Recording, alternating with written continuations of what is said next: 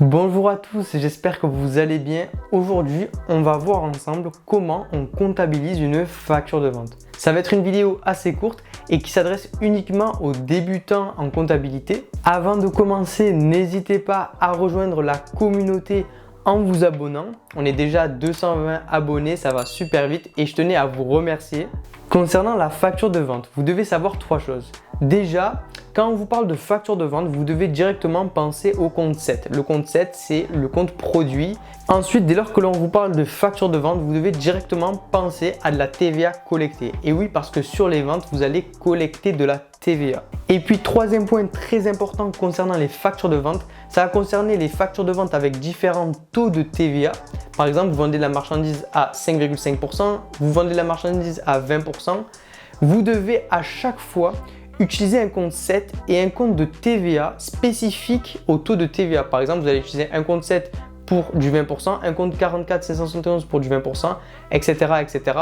Mais ça, je vais vous expliquer plus en détail après. Alors, comment on va comptabiliser la facture de vente? Déjà, vous allez regarder la date de facturation. Vous allez écrire la date de facturation, bien évidemment, dans le journal de vente. Ensuite, vous allez écrire tout simplement le compte 411 au débit et vous allez mettre le montant TTC. En fait, tout simplement, le compte 411, ça va être le compte client. Et oui, parce que quand vous faites de la vente, bien évidemment, vous vendez à des clients. Et c'est le compte 411 qu'on va utiliser. Ensuite, vous allez tout simplement chercher le compte 7 qui va correspondre à la vente. Qu'est-ce que le client a vendu? Il a vendu de la marchandise, il a vendu de la prestation, etc., etc. Vous cherchez le bon compte 7 et vous allez l'écrire tout simplement au crédit. Donc, au crédit, vous écrivez le compte 7 qui correspond à l'opération. Par exemple, c'est de la vente de marchandises 707. Et puis, vous allez écrire le montant hors taxe, tout simplement. Ensuite, vous allez écrire en dessous du compte 707, vous allez écrire le compte de TVA. Et sur la vente, on va avoir de la TVA collectée. Le compte qui va correspondre à la TVA collectée, ça va être le 44 571. Donc, vous écrivez le 44 571 en dessous du compte 7 et vous mettez le montant de la TVA. Et puis, pour finir, vous écrivez tout simplement le libellé. Donc, ça va être par exemple facture de vente numéro et vous écrivez le numéro de la facture. Donc, comme vous pouvez le constater,